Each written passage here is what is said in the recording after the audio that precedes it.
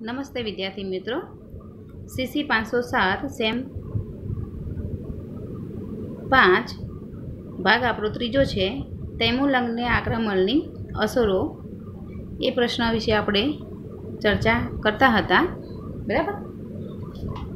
તો તૈમુરલંગ છે એ તૈમુરલંગે ભારત ઉપર શા માટે આક્રમણ કર્યા, તે ક્યાંનો વતની હતો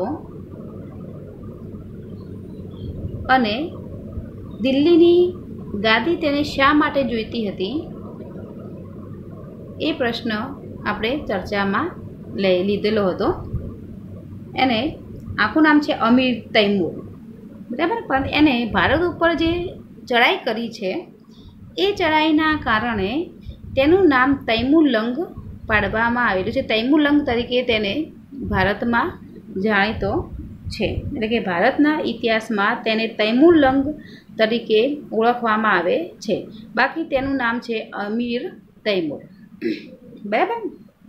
તો આપણે જોયું હતું કે તુગલક વંશનો જે છેલ્લો શક્તિશાળી રાજા નાસિરુદ્દીન મોહમ્મદના શાસનકાળમાં તુગલક વંશની સત્તાનો અંત આવ્યો હતો અને તુગલક વંશનો જે શક્તિશાળી છેલ્લો રાજા ફિરોઝ શાહ તુગલક હતો, તેનો મૃત્યુ પછી જે તુગલક વંશની જે ગાદી હતી અને ગાદી ઉપર જે તેના વારસદારો હતા, આ વારસદારો કેવા હતા? તો નિર્બળ હતા, દૂરદ્રષ્ટિ વિહોણા હતા.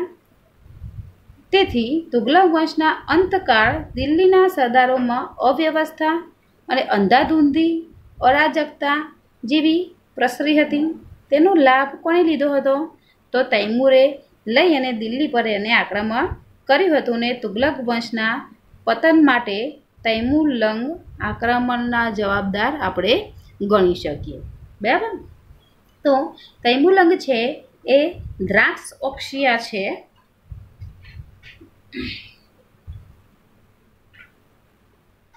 દ્રાક્ષ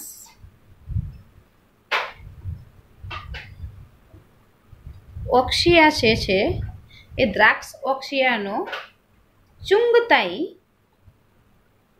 ચુંગતાઈ તુર્ક સરદારને હરાવીને અમીર તૈમૂર એ ગાદી ઉપર આવે છે. એટલે કે સમરકંદની જે ગાદી છે એ સમરકંદની ગાદી મેળવવા માટે તેને ચુંગતાઈ તુર્ક સરદારને હરાવીને તે સમરકંદની ગાદીએ આવ્યો અને સમરકંદની ગાદીએ આવતા તેનો જે પુત્ર હતો શાહરુખ, એ શાહરુખની કેટલીક ઈચ્છાઓ હતી અને તેની પણ કેટલીક ઈચ્છાઓ હતી. તેના કારણે તેને દિલ્હી ઉપર આક્રમણ કર્યું હતું, બરાબર. તો આપણને ખબર છે કે 1320થી 1414 દરમિયાન દિલ્હીની ગાદી ઉપર તુગલક વંશ જે હતો એ તુગલક વંશનું શાસન હતું. તો આ તુગલક વંશના શાસનમાં 3 જે શાસકો છે એ 3 શાસકો એ શક્તિશાળી છે. બાકીના એમના જે વારસદારો છે ફિરોઝ શાહ તુગલકના, એ નિર્બળ છે અને અંદરો અંદર ઝઘડા કરે છે. તેના કારણે એક મોકો તૈમૂરને તે પણ મળી ગયો છે. બીજું, શાહરુખ જે છે એ શાહરુખને મૂર્તિ પૂજાનો અંત લાવવો હતો. બીજું, જે દિલ્હીની અઢળક દોલત હતી એ દોલત પણ એને મેળવવી હતી. ત્રીજું હતું એને કે દિલ્હીની ગાદી ઉપર જો કોઈ વ્યક્તિ આક્રમણ કરે અને આક્રમણ કરીને તેને પ્રાપ્ત કરે તો તે વખતે એવું કહેવાતું કે વિશ્વભરમાં તેની પ્રતિષ્ઠા ગણાતી અને તેની પ્રતિષ્ઠાને 4 ચાંદ લાગી જતા તે કહેવામાં આવતું હતું. તૈમુરલંગના આક્રમણના કેટલાક બનાવો. આ કેટલીક જે લાલસાઓ હતી એ લાલસાઓના કારણે એને શું કર્યું હતું?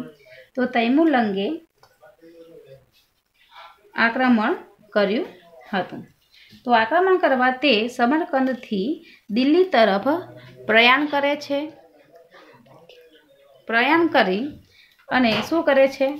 તો દિલ્હી તરફ આગળ વધે છે અને દિલ્હી આગળ વધતા જેટલા પણ પ્રદેશો આવે છે એ પ્રદેશોને ધીરે જીતતો જાય છે, લૂંટતો જાય છે, બાળતો જાય છે અને છેલ્લે દિલ્હી ઉપર આવીને ઊભો રહે છે. બંધ કરજે.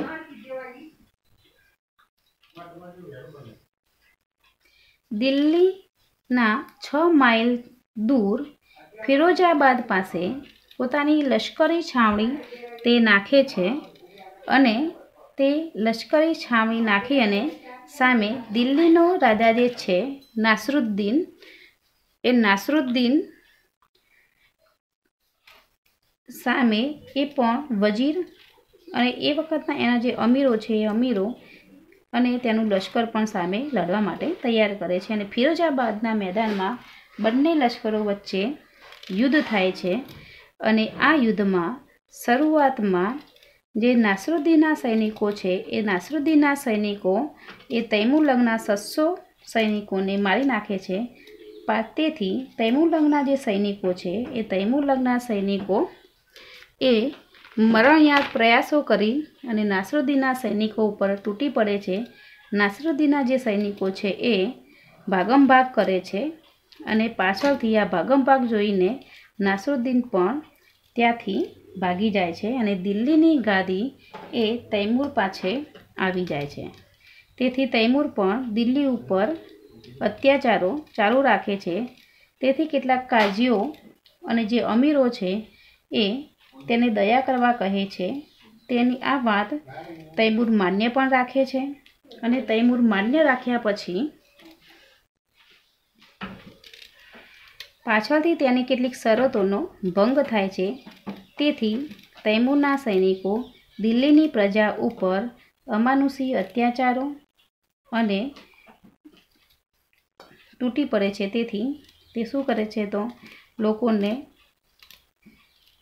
પાસેથી ધન દોલત પડાવી લે છે. તેથી હિન્દુ જે લોકો છે, હિન્દુ લોકો પણ તેની સામે મરણયાત પ્રયાસો કરી અને તેનો સામનો કરે છે, પરંતુ તેમાં તે સફળ રહેતા નથી, કારણ કે તૈમૂરના સૈનિકો છે ચારે બાજુથી તેમને ઘેરી અને તેમની કતલો કરી નાખે છે અને તેમની પાસેથી જે ધન દોલત છે તે પણ પડાવી લે છે. આથી દિલ્હીને તે સળગાવી મૂકે છે અને દિલ્હીની ગાદી ઉપર તેમજ કેટલાક પ્રદેશો ઉપર ખિજરખાન સૈયદને નિયુક્તિ કરી અને તૈમુરલંગ એ સમરકંદ પાછો જતો રહ્યો છે. બરાબર. હવે આ એને જે આક્રમણ કર્યું છે એ આક્રમણના કારણે દિલ્હી ઉપર શી અસરો પડી છે તેના વિશેની કેટલીક ચર્ચા કરીશું. તો એ સમરકંદ પાછો જાય છે અને દિલ્હી ઉપર ખિજરખાન સૈયદને બેસાડે છે. એટલે અહીંયા ચોથો દિલ્હીનો રાજવંશ છે એ સૈયદ વંશ આવે છે. એટલે કે પહેલો વંશ છે ગુલામ વંશ, બીજો ખિલજી, ત્રીજો છે તુગલક અને સૈયદ વચ્ચે તૈમૂર છે અને ચોથો વંશ એ દિલ્હી ઉપર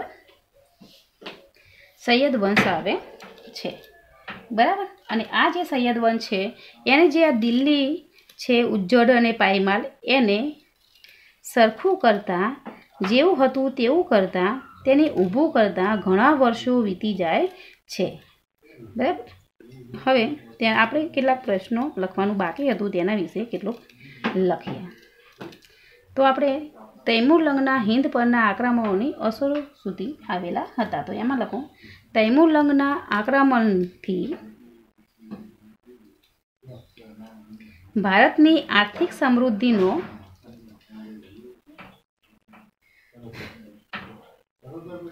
મોટો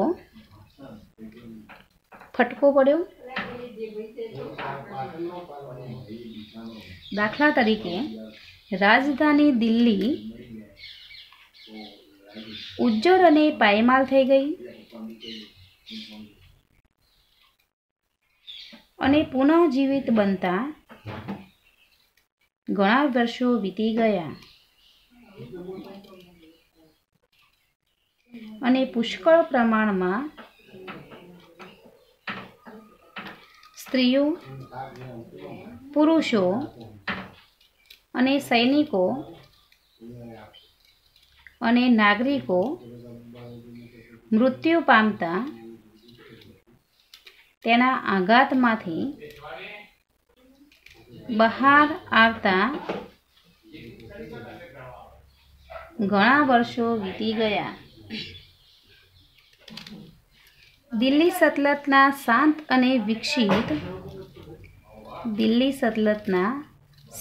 અને વિકસિત જનજીવનને પણ વ્યસ્ત વ્યસ્ત કરી નાખ્યું. વહીવટીતંત્ર, ન્યાયતંત્ર, લશ્કરી તંત્રની પુનઃસ્થાપના ખાસ થઈ શકી નહીં.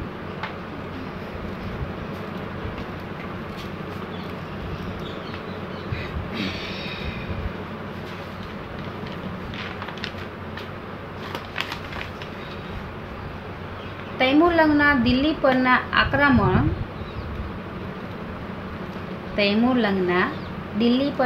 આક્રમણ માત્ર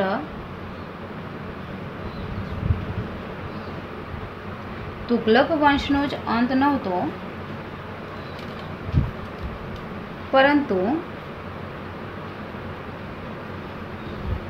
સમગ્ર દિલ્હી સલ્તનતની પતન માટે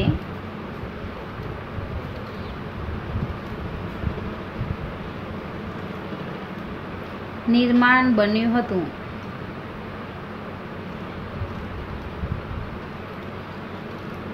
ફકરો પાડો.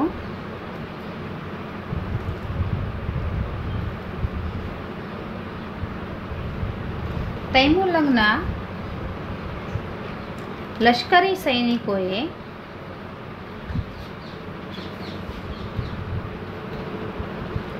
દિલ્હીમાં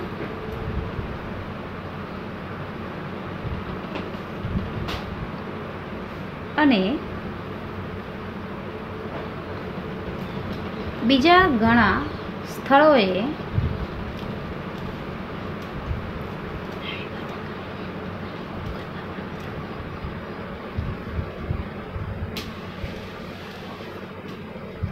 આગ લગાવી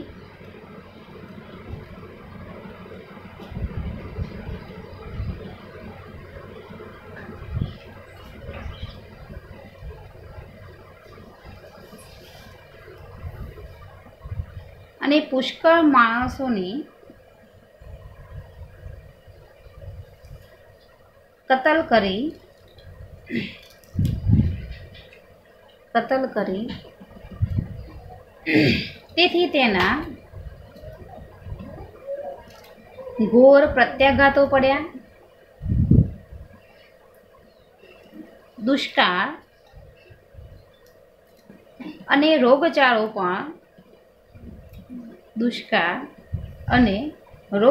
પણ ફેલાયો. આમ હિંદને એક પ્રકારનો માર પડ્યો.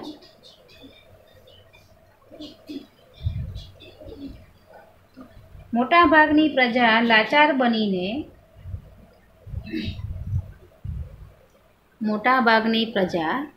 લાચાર બનીને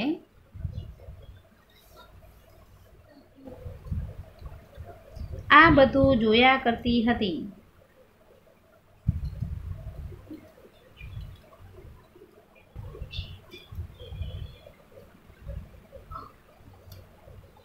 તૈમુરલંગના આક્રમણને કારણે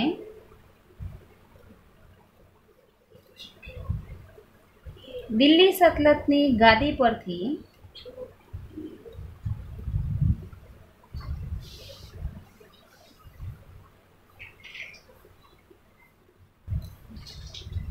તુગલક વંશનો અંત આવ્યો.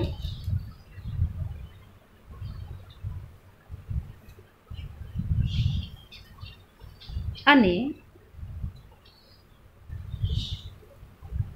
ખિજરખાન સૈયદના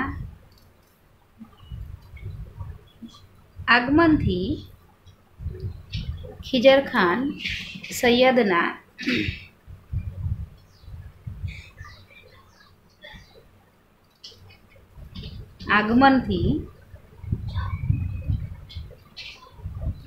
સૈયદ રાજવંશનો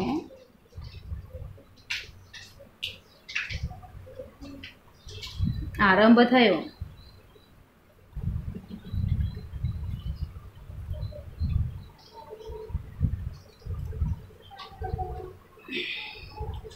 આમ દિલ્હીમાં સત્તા પરિવર્તન થયું.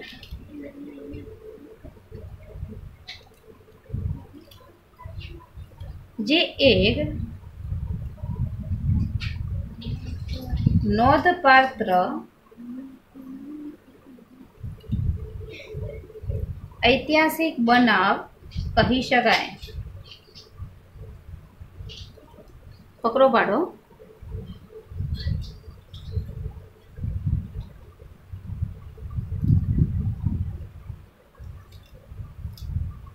તૈમુરલંગના આક્રમણથી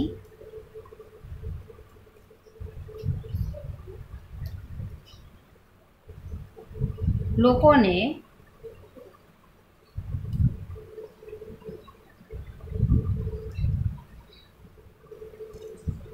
વારંવાર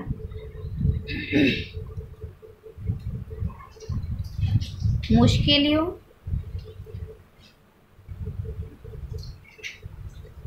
અને ભયંકર જુલ્મો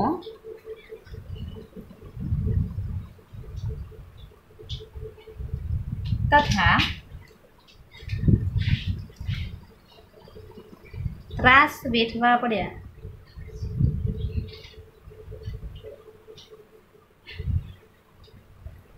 જેના આધારે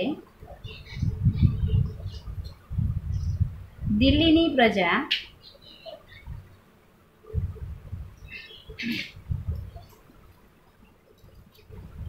લાંબા સમય સુધી બહાર આવી શકી નહીં.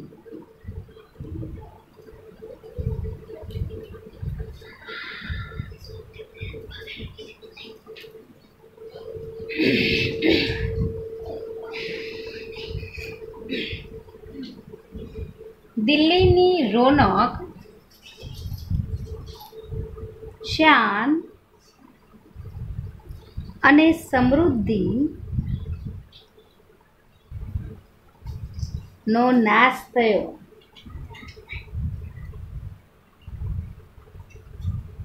હિંદનું એક સાદું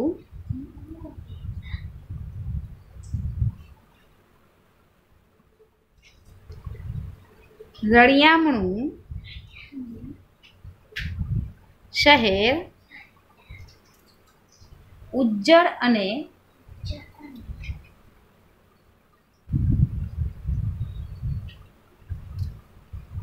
પાયમાલ થતું નજરો નજર નિહાળ્યું.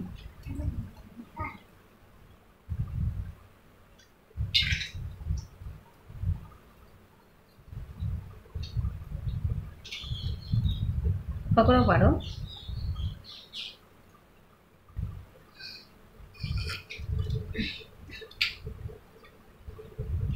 ભાગી પડવાની અણીએ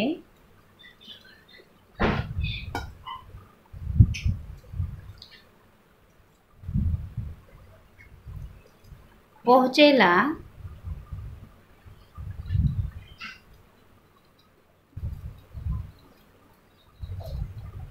તુગલક રાજવંશની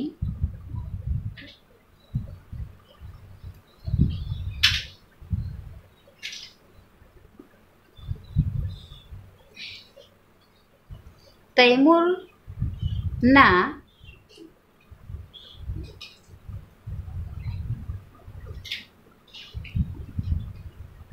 મરણતોલ ફટકા મારતા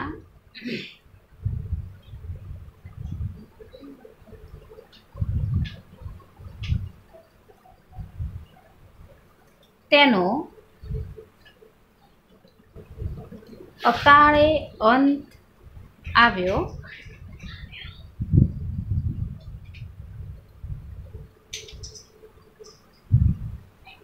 આ સતલજ સમયમાં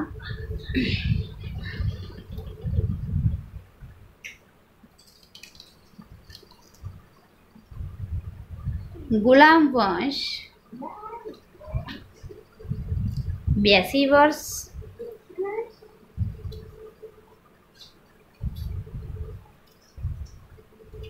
ખિલજી વંશ 30 વર્ષ,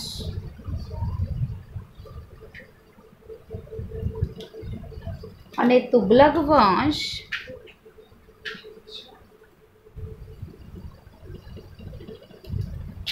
બોણો વર્ષ સુધી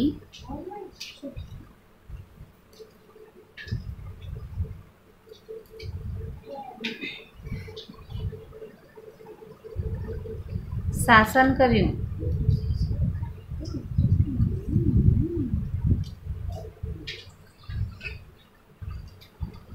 દિલ્હી સલ્તનતની રાજગાદીએ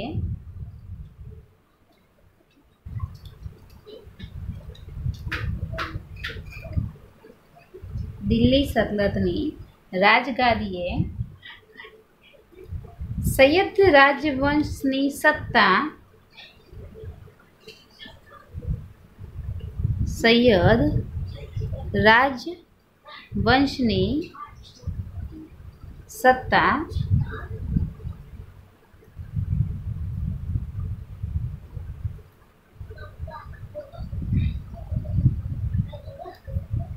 સ્થાપવાની અને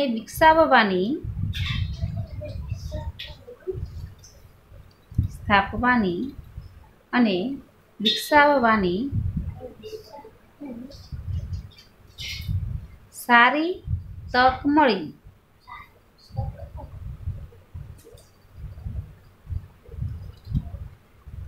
અને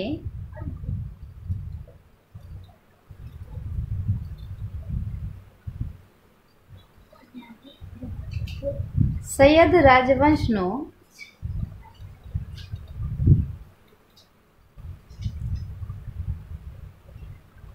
શાસકોને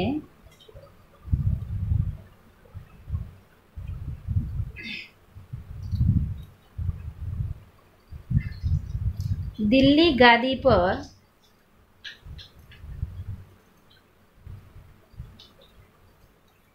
શાસન કરવા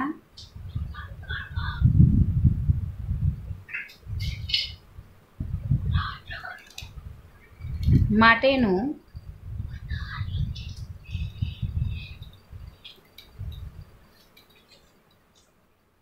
સદભાગ્ય મળ્યું.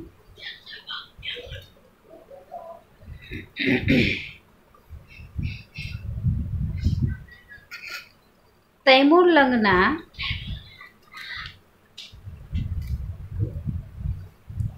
આક્રમણને કારણે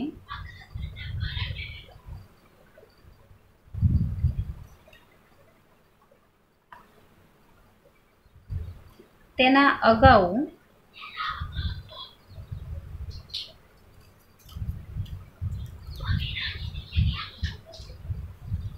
તુગલક વંશની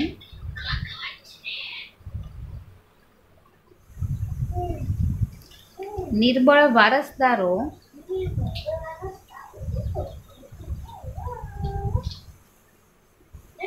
નો વિગ્રહ ના કારણે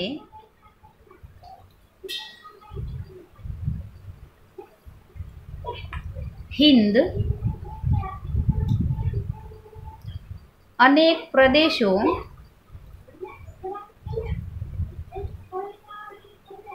તથા રાજ્યો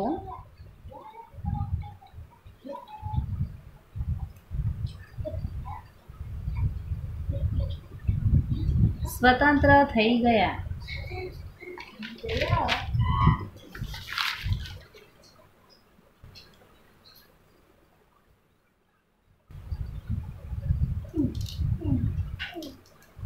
સમાપન.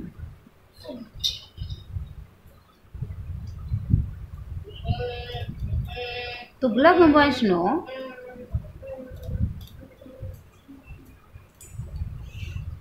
છેલ્લો શક્તિશાળી રાજા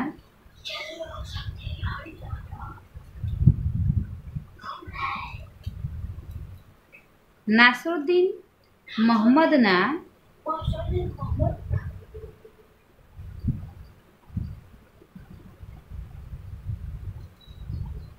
શાસનકાળમાં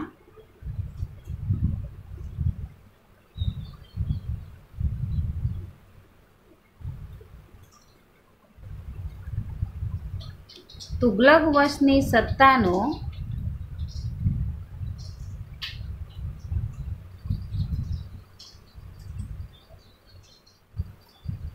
અંત આવ્યો.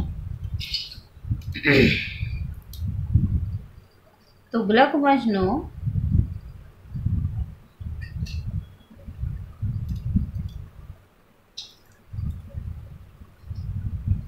શક્તિશાળી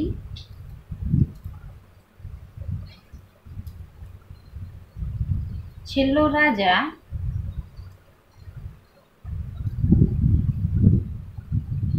ફિરોઝ શાહ તુગલક હતો.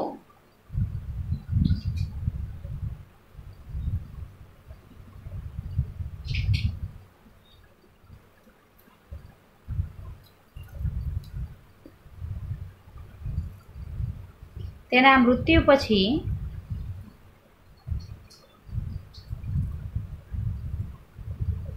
તુગલક વંશની ગાદી ઉપર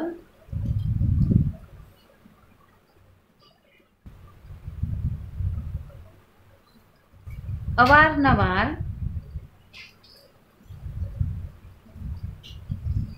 તેના વારસદારો નિર્બળ અને દૂરદ્રષ્ટિ વિહોણા હતા. નિર્બળ અને દૂરદ્રષ્ટિ વિહોણા હતા.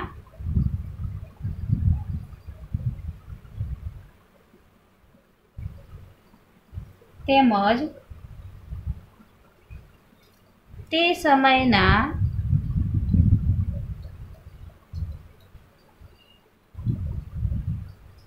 દિલ્હી સરદારોમાં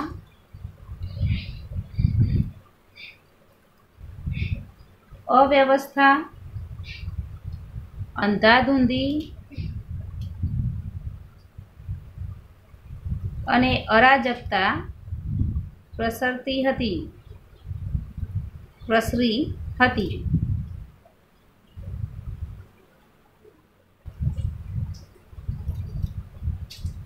તેથી તેનો લાભ લઈ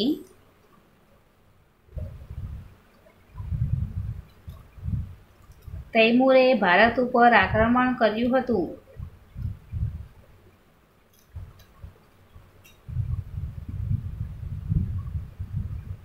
તૈમૂરને પણ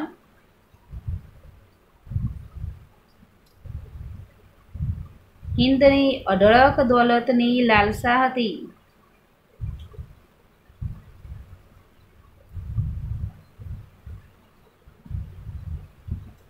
તેથી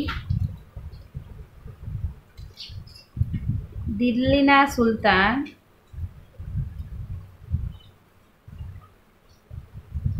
નાસરુદ્દીનને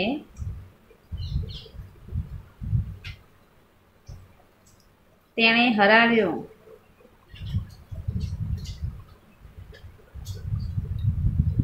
તેમજ દિલ્હીને અઢળક દોલત તે પોતાને દેશ લઈ ગયો.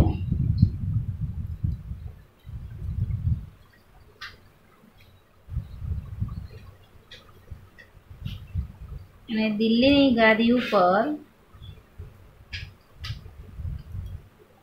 ખિજર ખાન સૈયદને બેસાડ્યો.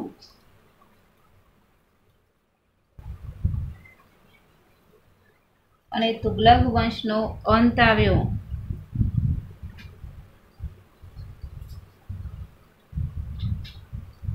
અને સૈયદ વંશની શરૂઆત થઈ.